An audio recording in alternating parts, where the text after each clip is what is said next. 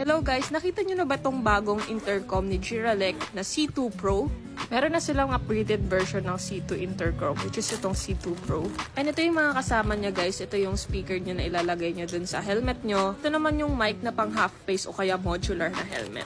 And ito naman yung mismong lagayan ng intercom, meron siyang declip and meron din siyang permanent. Then may mga extra na pandikit din siya para sa mga hindi intercom ready na helmet. And syempre yung manual niya. Kung naghahanap nga kayo ng budget intercom, ito, for only 1,500 guys, meron na kayong magandang intercom na hindi tinipid sa quality. Meron din na pala tong music sharing kung saan pwede kayo mag-usap habang nagpapatugtog. And meron na din siyang RGB lights. Testing naman natin kung gaano kalakas yung sounds niya guys.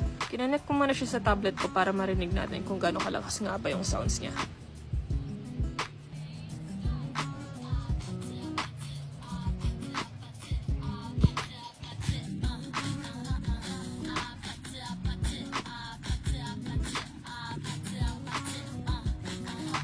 Meron din nga pala siyang battery life na tumatagal ng 30 hours and waterproof na rin tong intercom na to.